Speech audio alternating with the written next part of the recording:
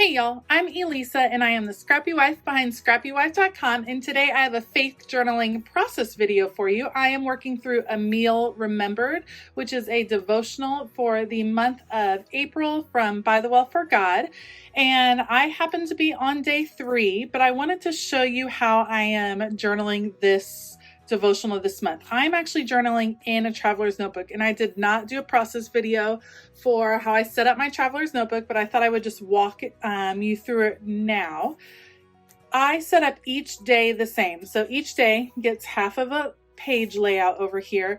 I use the Heidi Swapp Storyline paper set to create tags and pockets. So I have a tag die cutting set. I'll make sure to link it below, that I use to cut out tags for each day. And then I created pockets simply by cutting the paper and adding adhesive on 3 edges. And then you can see my tag fits right in. I use some stamping to embellish. Here, this is a stamp from Elemental Numbers. So I used this stamp right here, just inking up the edges, stamped it on my paper, and cut out that label to be able to use on each page, and then embellished it with some die cuts that came along in the goodie bag and some tickets from this Tim Holtz ticket book, which I am just in love with and can already tell I'm going to want to order another one of those because they are just so perfect for little embellishments. So that's how I set up each day: title, pocket, stamping, labels, and then a tag. And on the tag, as I study, I am highlighting one specific verse from that section. So for instance, on day 1, it says John 11:16. So Thomas, called the twin, said to his fellow disciples, "Let us also go that we may die with him." And then on the back, I am typing out a prayer after I study. So that's how I am planning on working through. You can see that in my traveler's notebook, I've already pre-set up. I'm working on day 3 right now, but all of them are pre-done so that they're ready to go when I open it up to study and add the prayer and the verses. That's the main way I'm working through it. In the back of this same traveler's notebook, you can see there's some extra pages. I am going to do some art journaling for some of the days. So for instance, this was day 1, kind of setting the scene for the whole devotional: who, when, where, and what. Just some of the facts that we find in day 1. Wanted to get those all on there. And then today I'm going to jump into day 3 and add a little bit of art journaling and devotional time in here. So that's how I am working through A Meal Remembered this month. I'm going to put you all on fast forward as I work in this traveler's notebook. I'm going to take it out of here so it's a little bit easier to work. I have a few more supplies gathered, and I'm going to be trying to use these Distress embossing glazes. These are new from Tim Holtz. Super excited to give them a try. And I'm using this particular die cut as my inspiration. So again, I will link all of the supplies down below. If this kit is still in stock, it will be linked below. Otherwise, I'll put you on fast forward. Let's go. I start off by looking through all of the papers that come in the coordinating paper pack, which I'm loving the patterns this month. And I'm going to choose 3 papers that I think will work well for my bowls. And I actually chose 3 colors that kind of fit with the colors that were matching in my inspiration die cut. And I'm just sketching out a bowl. It's pretty simple. You would think it'd be super easy, but drawing is not my forte. And so I definitely wanted to start in pencil, and I sketch it out to make sure it's not super wonky or lopsided or anything like that. And then I go over my pencil with my Micron pen. These write really well on this particular paper. This paper has a little bit of a slickness to it, and so not everything will write really effectively on it, but these Micron pens work really well. So I'm just going to trace out my bowl and erase some of the extra pencil lines that are still showing through just to clear them up. I end up cutting out this bowl, and then I will use it as a template for the other 2 bowls, mostly because I just want them to be similar in size and shape, and so I see no reason to sketch out 3 different bowls. I'll just use this one to match up the other ones.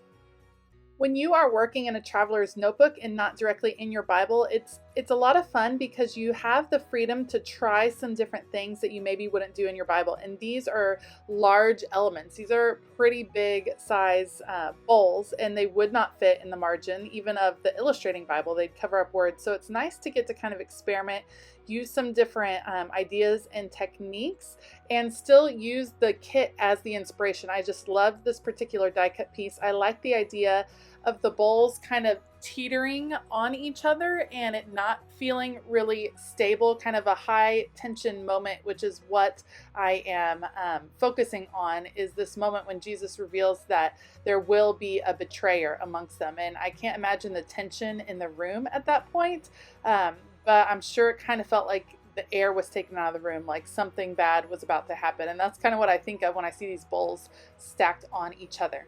So I've taken a stamp from the His Rest stamp set, and I'm using my embossing glaze right here. I used the Versamark clear ink, and you can see I was going for a tone-on-tone stamping. This is the technique that didn't quite work out how I thought it was going to. So you use it just like regular embossing powder, and then once it's melted, you can see it doesn't really stand out. It's very, very much tone on tone. You get the gloss finish that's part of the glaze, but you can't see on camera very well. It doesn't really pop off the page. So what I decided to do was go back over with archival ink. I'm again going to use the glaze on top of the archival ink just to give it a slight tint. The black will come through. You can see it's covered up right now, but once I heat it up, that black will come through.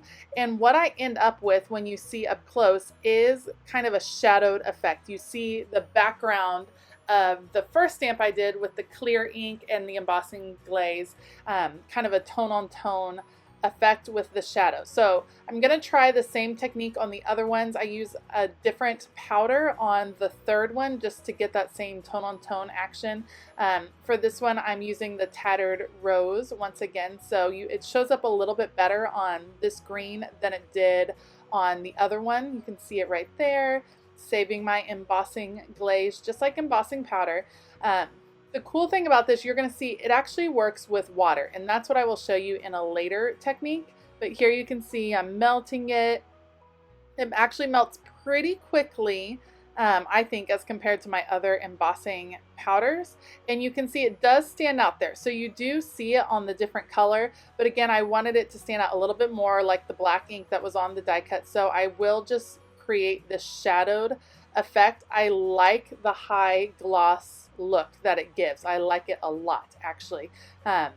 It's, and it gives that glazed effect. So over black, you might not be able to tell, but if I were to stamp this, I don't know, like in white ink, that would be amazing. And then putting the glaze over the top, you would get a very neat effect that you don't get with regular embossing powders. And so I'm interested to play with this more and just see what I can create and what I can do with this new product. I think it's going to be a lot of fun to work with, and I think because it is transparent, when it dries, when you melt it, that you can use the clear over Bible text and you'll still be able to see through it. So I think it will be a pretty valuable tool for Bible journalers in general.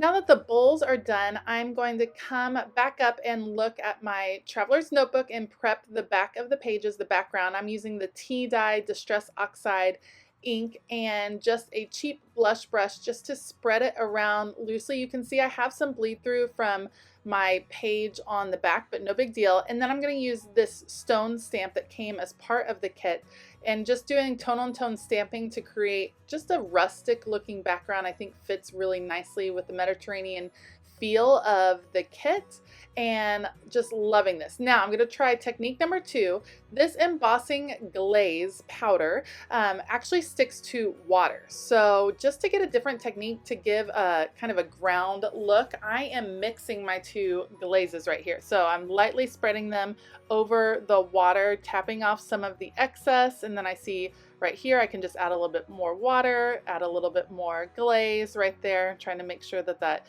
gets closed right. It would be just like me to topple over a brand new jar of embossing glaze and just have it be all over my craft room. So this went on thicker because there was a lot of water, so it really held on.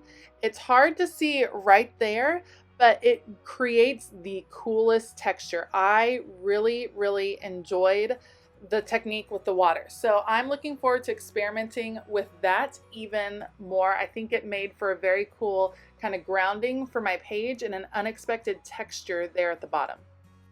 I went ahead and stamped in VersaFine Onyx Black ink that jar and vase set that came as part of the stamps in the kit. And now I'm just going to add a few black splatters. I like the black splatters that are on the coordinating paper, so I wanted to pick that up. And in my effort to add a few more, I got a little overzealous, and then I tried to clean it up, which I should have just left it there. And so I have a black smear on my paper, and the truth is that happens sometimes, and I consider different ways to cover it up, and I end up just journaling over the top of it, and it's there and it's imperfect, and that is just how life goes sometimes when you're working with art, and I'm not going to let it bother me. So now I'm getting my bowls all set over here, kind of teetering on each other. I use my ATG, my glider, because the adhesive on there is really strong. I put a lot of adhesive on the backs of here because it's going to cross over that crease in the paper. And I want the adhesive to be nice and strong so that even when those bend, they will still stay on the paper. Adding just a couple more little embellishments here. These are some of the clear stickers that come as part of the kit. And I'll be honest, I had meant to add them down before I put the bowls down, but alas, I forgot. No big deal. Just a little bit of embellishment there at the end with the flowers resting underneath. And I'm considering where I want to put my title, and I want it over there on the left, and I'm going to use the Remember Big Alpha. I love the brushed look of these. I love the style and the imperfectness of them. I think it goes perfect. So right there, I'm going to stamp out the word tensions, and then I will use the alpha block stickers, alpha tile stickers, to add the rest of my title, which will be When Tensions Run High. Because again, I was just imagining how it must have felt, the tension in the room when Jesus said that he was going to be betrayed by someone in that room. And I just think of the tensions that we feel now, that I personally feel now, of everything that's happening in the world, and everyone is stressed. And sometimes when tensions run high, you have to be extra careful to give yourself grace and give others grace, because you can find your temper running short. You can find yourself jumping to conclusions.